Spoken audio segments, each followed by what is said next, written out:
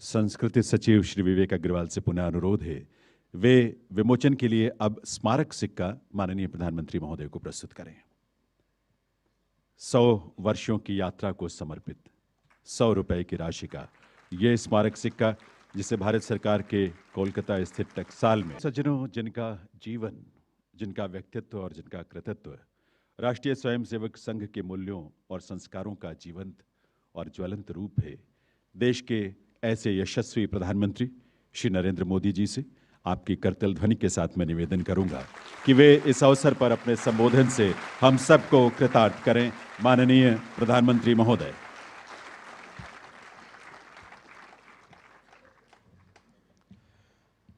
मंच पर विराजमान राष्ट्रीय स्वयंसेवक संघ के सरकार्यवाह माननीय दत्तात्रेय होसबोले जी, केंद्रीय मंत्री श्री गजेंद्र शेखावत जी,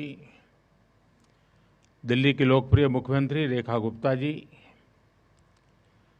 राष्ट्रीय स्वयंसेवक संघ के सभी स्वयंसेवक, अन्य सभी वरिष्ठ महानुभाव, देवी और सज्जनों, कल हमारे एक पुराने स्वयंसेवक और संघ के हर मोड़ पर कहीं न कहीं उनका स्थान रहा है, ऐसे विजय कुमार मल्होत्रा जी को हमने खो दिया। मैं सबसे पहले उनको आदरपूर्वक श्रद्धांजलि देता हूं। साथियों, आज महानवमी है। आज देवी सिद्धिदात्री का दिन है। मैं सभी देशवासियों को नवरात्रि की बधाई देता हूं। कल विजयादशमी का महापर्व है। अन्याय पर न्याय की जीत, असत्य पर सत्य की जीत, अंधकार पर प्रकाश की जीत। विजयादशमी भारतीय संस्कृति के इस विचार और विश्वास का कालजयी उद्घोष है।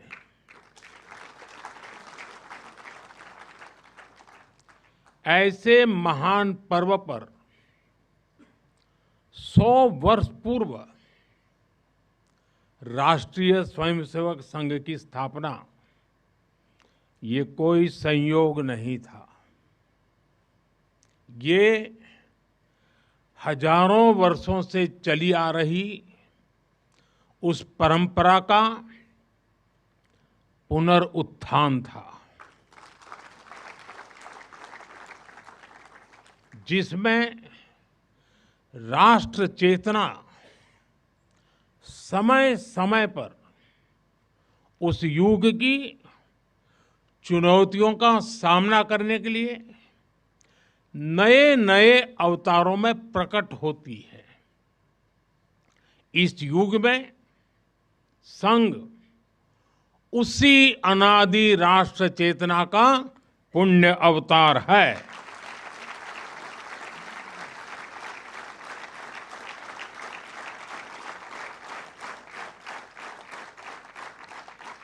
साथियों, यह हमारी पीढ़ी के स्वयंसेवकों का सौभाग्य है कि हमें संघ के शताब्दी वर्ष जैसा महान अवसर देखने को मिल रहा है। मैं आज इस अवसर पर राष्ट्र सेवा के संकल्प को समर्पित कोटि कोटि स्वयंसेवकों को शुभकामनाएं देता हूं, अभिनंदन करता हूं। मैं संघ के संस्थापक, हम सभी के आदर्श परम पूज्य डॉक्टर हेडगेवार जी के चरणों में श्रद्धांजलि अर्पित करता हूं। साथियों, संघ की 100 वर्ष की इस गौरवमयी यात्रा की स्मृति में आज भारत सरकार ने विशेष डाक टिकट और स्मृति सिक्के जारी किए हैं। 100 रुपये के सिक्के पर एक और राष्ट्रीय चिन्ह है और दूसरी ओर सिंह के साथ वरद मुद्रा में भारत माता की भव्य छवि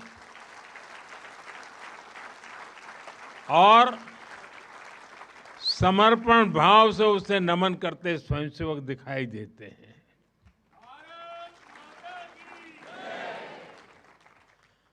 भारतीय मुद्रा पर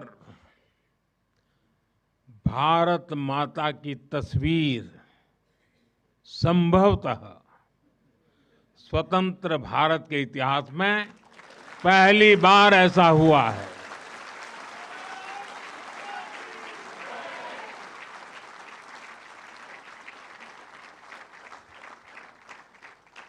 इस सिक्के के ऊपर संघ का बोध वाक्य भी अंकित है।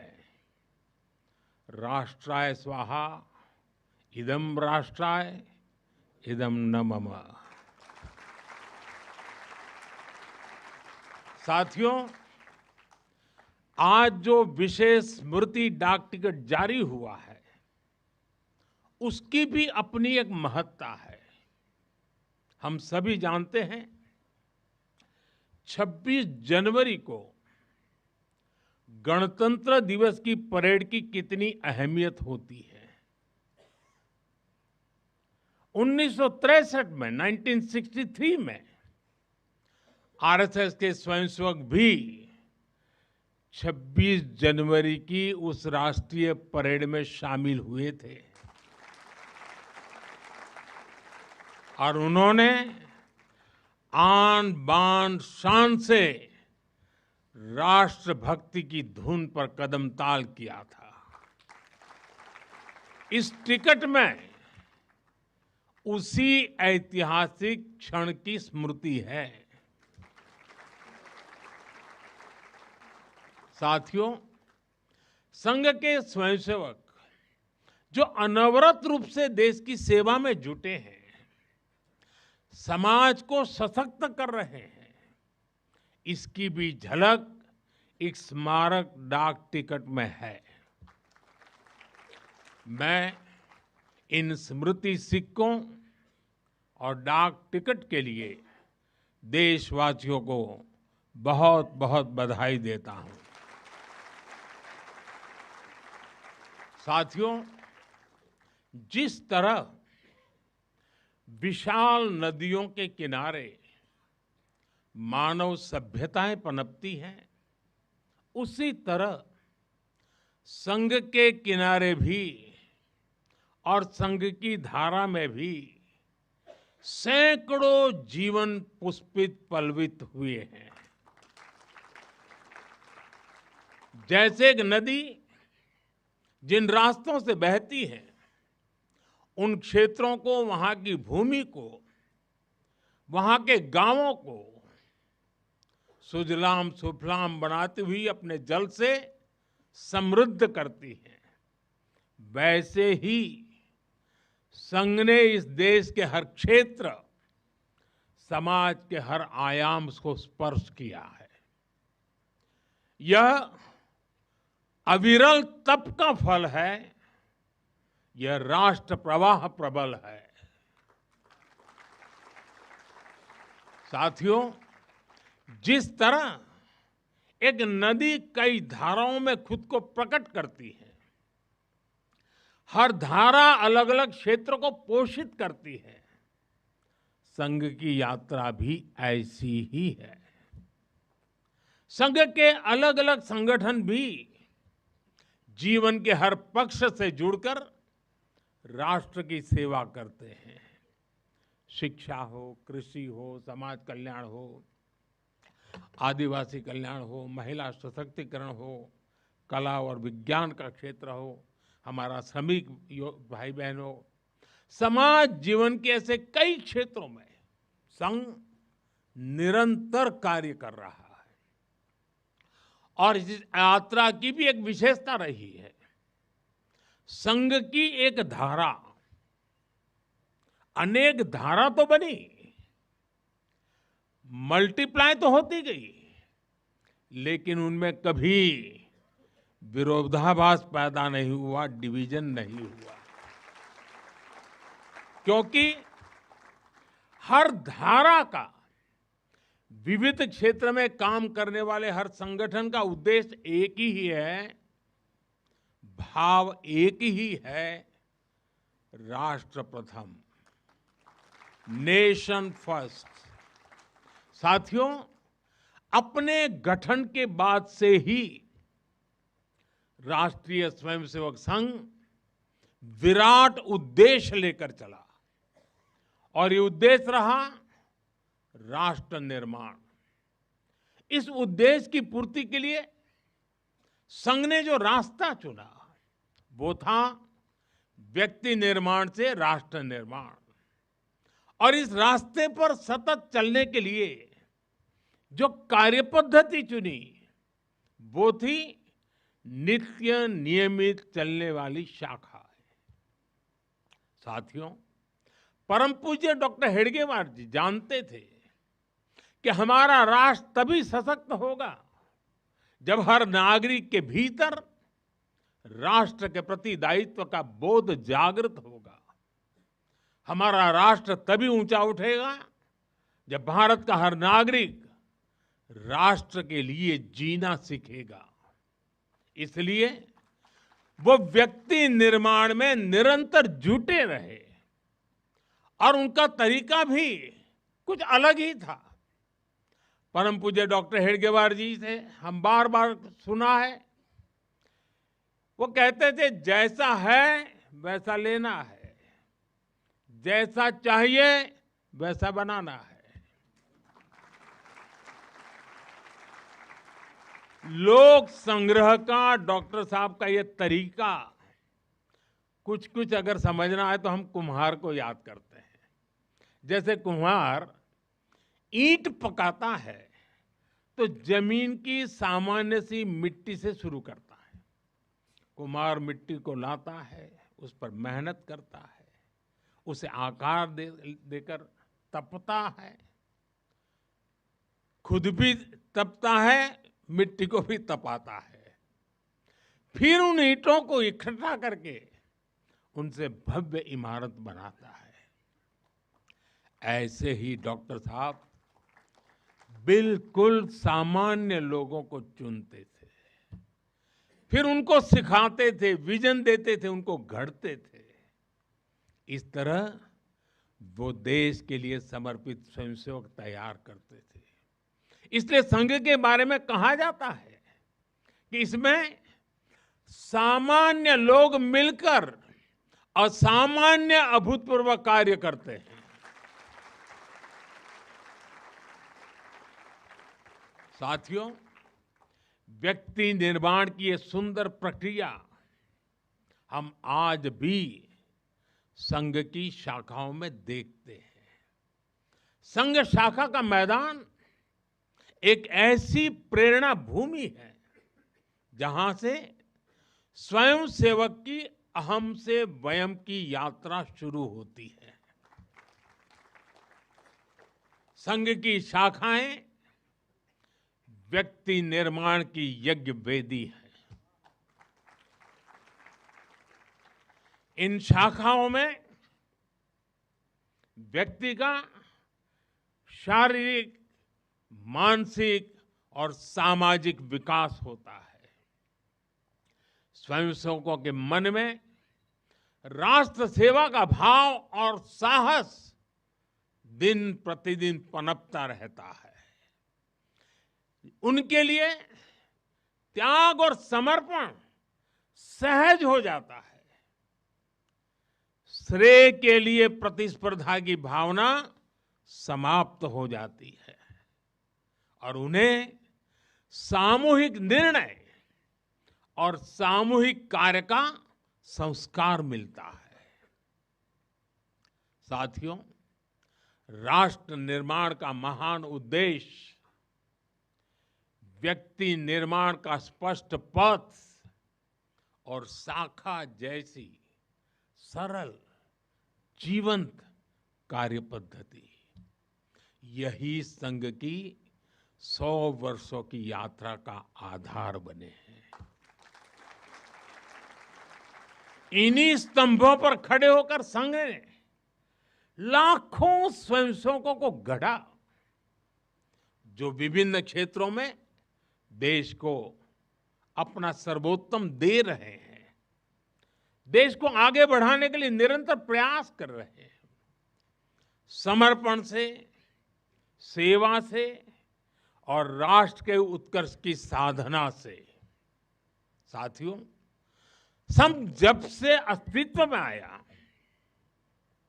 संघ के लिए देश की प्राथमिकता ही उसकी अपनी प्राथमिकता रही है। इसलिए जिस कालखंड में जो बड़ी चुनौती देश के सामने आई, संघ ने उस कालखंड के अंदर अपने आप को झोंक दिया, संघ उससे जूझता रहा। आजादी की लड़ाई के समय देखें तो परम पूज्य डॉक्टर हेडगेवार जी समेत अनेक कार्यकर्ता ने स्वतंत्रता आंदोलन में हिस्सा लिया। डॉक्टर साहब कई बार जेल तक गए। आजादी की लड़ाई की कितने ही स्वतंत्रता सेनानियों को संघ संरक्षण देता रहा, उनके साथ कंधे से कंधा मिलाकर काम करता रहा। 1942 में, 1942 में जब चिमूर में अंग्रेजों के खिलाफ आंदोलन हुआ, तो उसमें अनेक स्वयंसेवकों को अंग्रेजों के भीषण अत्याचार का सामना करना पड़ा। आजादी के बाद भी हैदराबाद में निजाम के अत्याचारों से के खिलाफ संघर्ष से लेकर गोवा के स्वतंत्रता आंदोलन और दादरा नगर हवेली की मुक्ति तक संघ ने कितने ही बलिदान दिए, और भाव एक ही रहा, राष्ट्र प्रथम। लक्ष्य एक ही रहा, एक भारत श्रेष्ठ भारत। साथियों, राष्ट्र साधना की इस यात्रा में ऐसा नहीं है कि संघ पर हमले नहीं हुए, संघ के खिलाफ साजिशें नहीं हुई। हमने देखा है कैसे आजादी के बाद भी संघ को कुचलने का प्रयास हुआ, मुख्य धारा में आने देने का और उसे न आने से रोकने का अनगिनत षड्यंत्र हुए।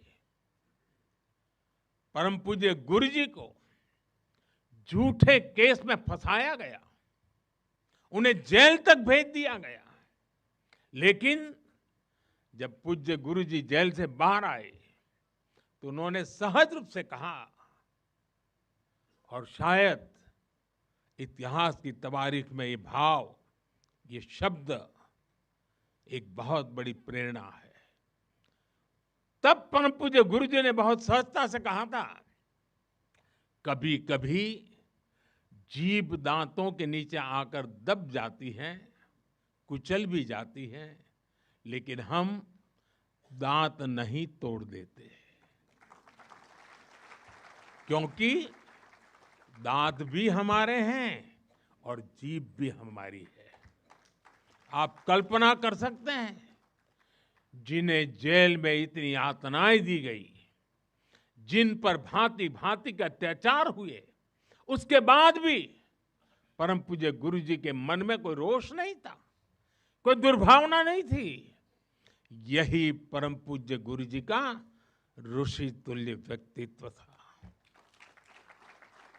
उनकी यही वैचारिक स्पष्टता संघ के प्रत्येक स्वयंसेवक के जीवन के मार्गदर्शक बनी। इसी ने समाज के प्रति एकात्मता और आत्मीयता के संस्कारों को सशक्त किया, और इसलिए चाहे संघ पर प्रतिबंध लगे, चाहे षड्यंत्र हुए, झूठे मुकदमे हुए, संघ के स्वयंसेवकों ने कभी कटुता को स्थान नहीं दिया, क्योंकि वो जानते हैं हम समाज से अलग नहीं है। समाज हम सबसे ही तो बना है। जो अच्छा है वो भी हमारा है, जो कम अच्छा है वो भी हमारा है। साथियों, और दूसरी बात, जिसने कभी कटुता को जन्म नहीं दिया वो है प्रत्येक स्वयंसेवक का लोकतंत्र और संवैधानिक संस्थाओं में अडिग विश्वास। जब देश पर इमरजेंसी थोपी गई तो इसी एक विश्वास ने हर स्वयंसेवक को ताकत दी, उसे संघर्ष करने की क्षमता दी। इन्हीं दो मूल्यों, समाज के साथ एकात्मता और संवैधानिक संस्थाओं के प्रति आस्था ने संघ के स्वयंसेवकों को हर संकट में स्थित प्रज्ञ बना के रखा, समाज के प्रति संवेदनशील बनाए रखा।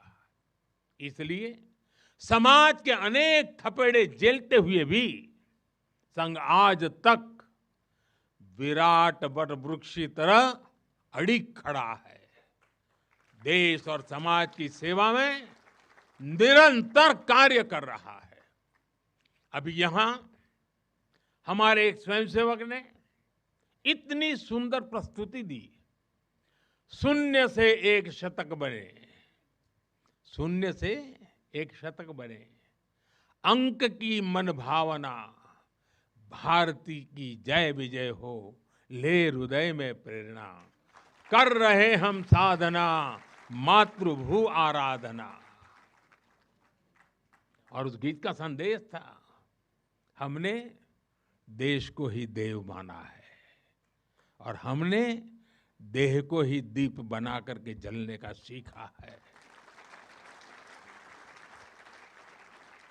वाकई ये अद्भुत था।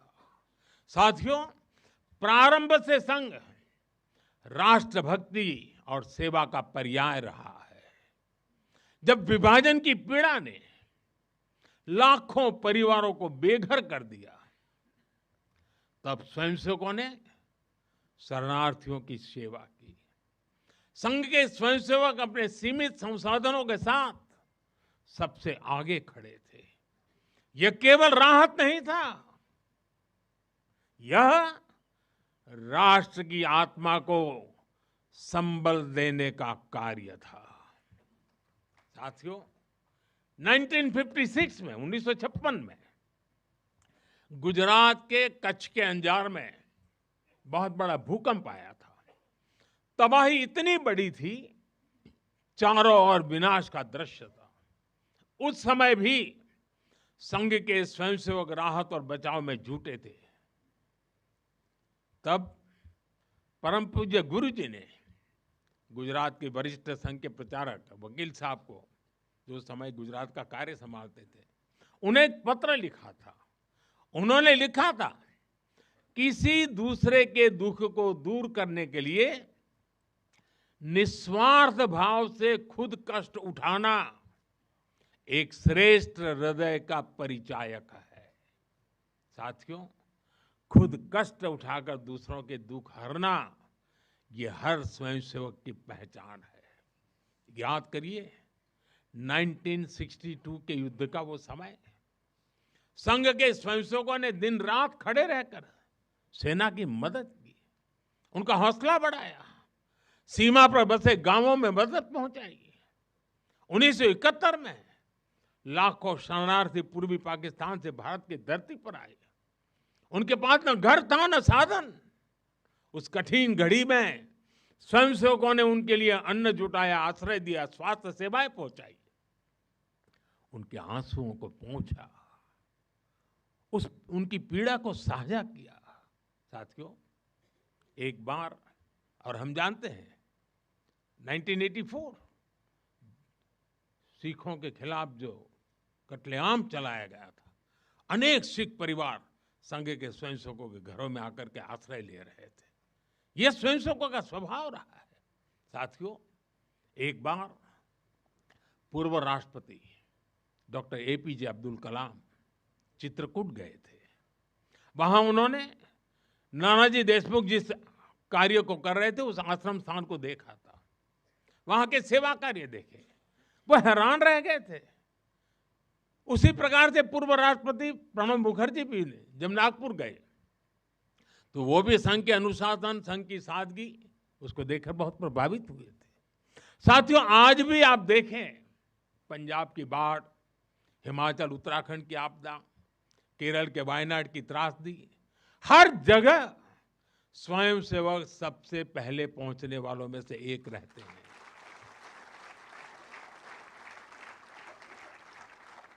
कोरोना काल में तो पूरी दुनिया ने संघ के साहस और सेवा भाव का प्रत्यक्ष प्रमाण देखा है। साथियों, अपनी 100 वर्ष की इस यात्रा में संघ का एक बड़ा काम ये रहा है, उसने समाज के अलग अलग वर्गों में आत्मबोध जगाया, स्वाभिमान जगाया। और इसके लिए संघ देश के उन क्षेत्रों में भी कार्य करता रहा है जो दुर्गम है, जहां पहुंचना सबसे कठिन है। हमारे देश में लगभग 10 करोड़ आदिवासी भाई बहन हैं, जिनके कल्याण के लिए संघ लगातार प्रयासरत है। लंबे समय तक सरकारों ने उन्हें प्राथमिकता नहीं दी, लेकिन संघ ने उनकी संस्कृति, उनके पर्व, उत्सव, उनकी भाषा और परंपराओं को सर्वोच्च प्राथमिकता दी। सेवा भारती, विद्या भारती, एकल विद्यालय, वनवासी कल्याण आश्रम आदिवासी समाज के सशक्तिकरण का स्तंभ बनकर के उभरे। आज हमारे आदिवासी भाई बहनों में जो आत्मविश्वास आया है, वो उनके जीवन में बदल रहा है। साथियों, संघ दशकों से आदिवासी परंपराओं, आदिवासी रीति रिवाजों, आदिवासी मूल्यों को सहजने संवारने में अपना सहयोग देता रहा है, अपना कर्तव्य निभा रहा है। उसकी तपस्या ने भारत की सांस्कृतिक पहचान सुरक्षित रखने में बड़ी भूमिका निभाई है। मैं देश के दूर सुदूर कोने कोने में आदिवासियों का जीवन आसान बनाने में लगे संघ के लाखों स्वयंसेवकों की भी सराहना करूंगा। साथियों, समाज में सदियों से गढ़ कर चुकी जो बीमारियां हैं, जो ऊंच नीच की भावना है, जो कुप्रथाएं हैं, छुआछूत जैसी गंदगी भरी पड़ी है, ये हिंदू समाज की बहुत बड़ी चुनौती रही है। एक ऐसी गंभीर चिंता है जिस पर संघ लगातार काम करता रहा है। एक बार महात्मा गांधी जी वर्धा में संघ के शिविर में गए थे।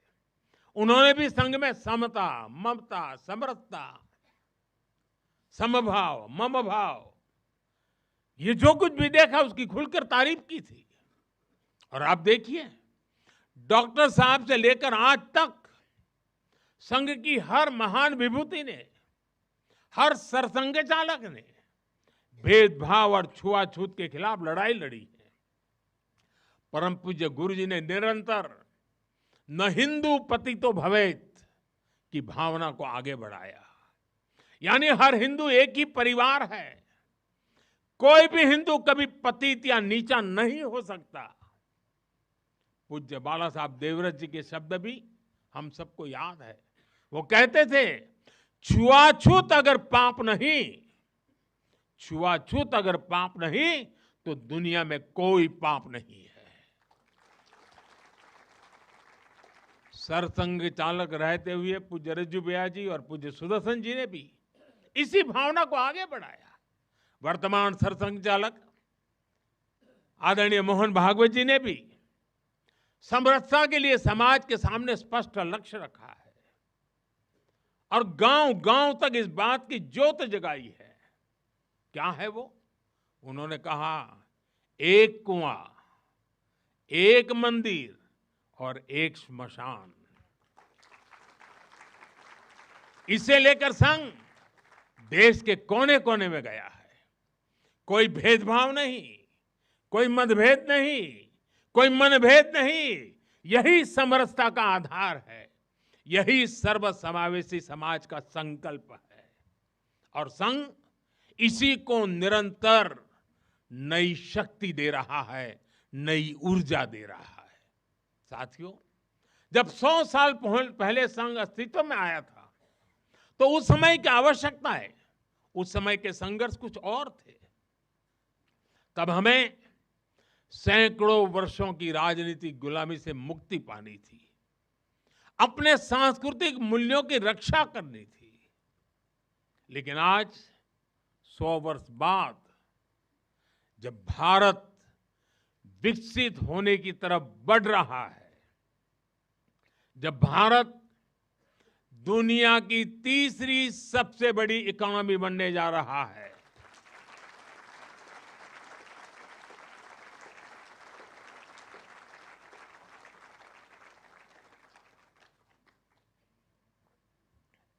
जब देश और देश का बहुत बड़ा गरीब वर्ग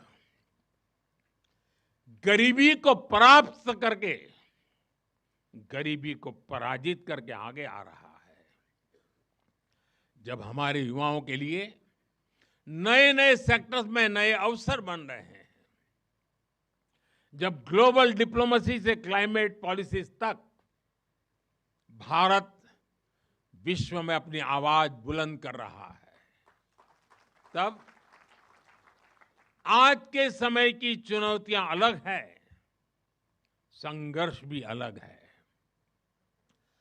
दूसरे देशों पर आर्थिक निर्भरता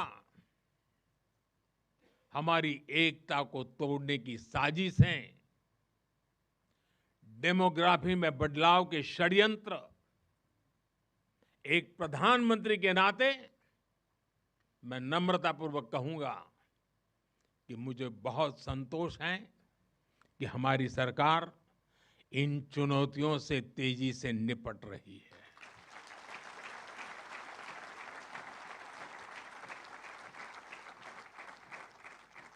वहीं एक स्वयंसेवक के नाते मुझे ये भी खुशी है कि राष्ट्रीय स्वयंसेवक संघ ने न केवल इन चुनौतियों को पहचान की है, बल्कि इन चुनौतियों से निपटने के लिए ठोस रोड मैप भी बनाया है।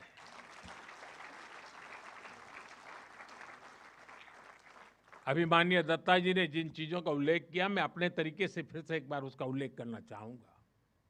साथियों, संघ के पंच परिवर्तन, स्वबोध, सामाजिक समरसता, कुटुंब प्रबोधन, नागरिक शिष्टाचार और पर्यावरण, ये संकल्प हर स्वयंसेवक के लिए देश के समक्ष उपस्थित चुनौतियों को परास्त करने की बहुत बड़ी प्रेरणा है। साथियों, स्वबोध यानी स्वयं का बोध, स्वबोध यानी गुलामी की मानसिकता से मुक्त होकर अपनी विरासत पर गर्व करना, स्वभाषा पर गर्व करना। स्वबोध यानी स्वदेशी, आत्मनिर्भर होना। और मेरे देशवासियों, ये बात समझ के चलिए, आत्मनिर्भर ये विकल्प के तौर पर नहीं है, ये अनिवार्यता के रूप में है।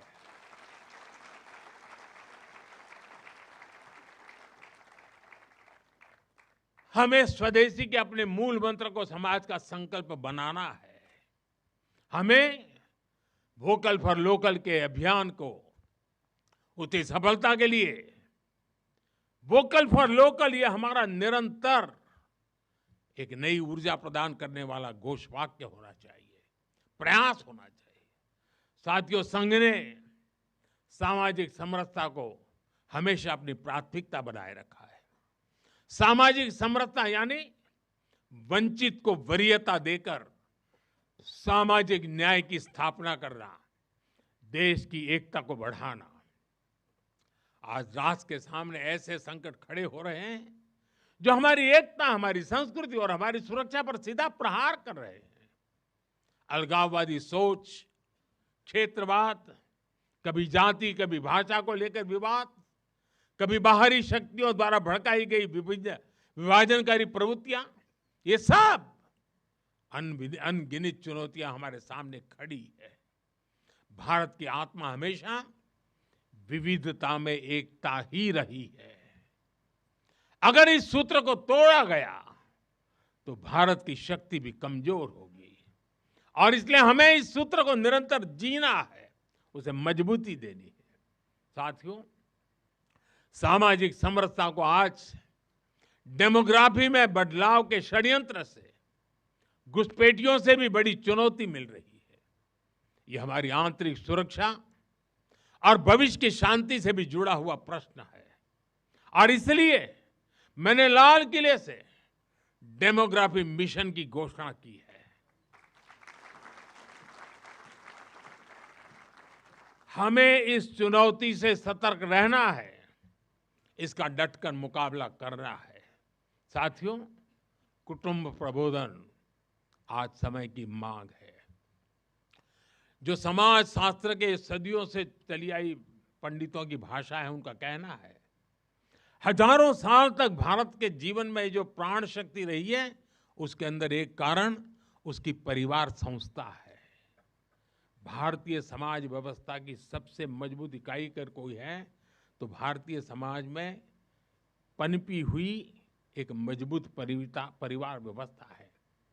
कुटुंब प्रबोधन यानी उस परिवार संस्कृति का पोषण जो भारतीय सभ्यता का आधार है, जो भारतीय संस्कृति से प्रेरित है, जो जड़ों से जुड़े हैं। परिवार के मूल्य, बुजुर्गों का सम्मान, नारी शक्ति का आदर, नौजवानों में संस्कार, अपने परिवार के प्रति दायित्व को निभाना, उसे समझना, उस दिशा में परिवार को, समाज को जागरूक करना बहुत ही आवश्यक है।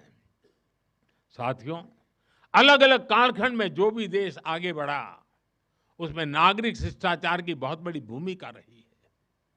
नागरिक शिष्टाचार अर्थात कर्तव्य की भावना, नागरिक कर्तव्य का बोध हर देशवासी में हो। स्वच्छता को बढ़ावा, देश की संपत्ति का सम्मान, नियमों और कानूनों का सम्मान, हमें इसे लेकर आगे बढ़ना है। हमारे संविधान की भावना है नागरिक अपने कर्तव्यों का पालन करे।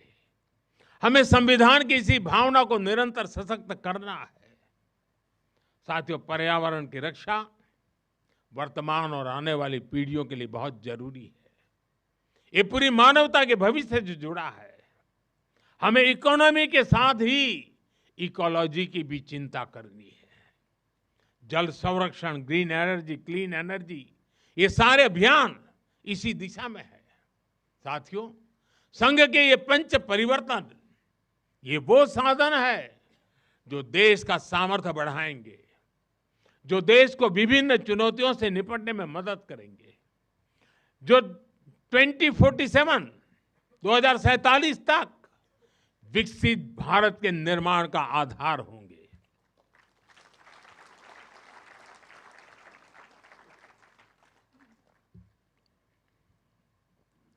साथियों, 2047 का भारत तत्वज्ञान और विज्ञान, सेवा और समरसता से गढ़ा हुआ वैभवशाली भारत हो।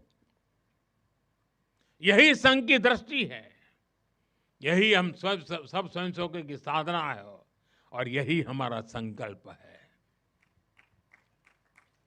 साथियों, हमें हमेशा हमेशा याद रखना है, संघ बना है राष्ट्र के प्रति अटूट आस्था से। संघ चला है राष्ट्र के प्रति अगाध सेवा के भाव से। संघ तपा है त्याग और तपस्या की अग्नि में। संघ निखरा है संस्कार और साधना के संगम से। संघ खड़ा है राष्ट्र धर्म को जीवन का परम धर्म मान करके। संघ जुड़ा है भारत माता की सेवा के विराट सपने से। साथियों, संघ का आदर्श है संस्कृति की जड़ें गहरी और सशक्त हो। संघ का प्रयास है समाज में आत्मविश्वास और आत्मगौरव हो। संघ का लक्ष्य है हर हृदय में जन सेवा की ज्योति प्रज्वलित हो। संघ का दृष्टिकोण है भारतीय समाज सामाजिक न्याय का प्रतीक बने। संघ का ध्येय है विश्व मंच पर भारत की वाणी और भी प्रभावी बने। संघ का संकल्प है भारत का भविष्य सुरक्षित और उज्जवल बने। मैं एक बार फिर आप सभी को इस ऐतिहासिक अवसर की बधाई देता हूं। कल विजयादशमी का पावन पर्व है। हम सबके जीवन में विजयादशमी का एक विशेष महत्व है। मैं उसके लिए भी आप सबको शुभकामनाएं देते हुए मेरी वाणी को विराम देता हूं। बहुत बहुत धन्यवाद।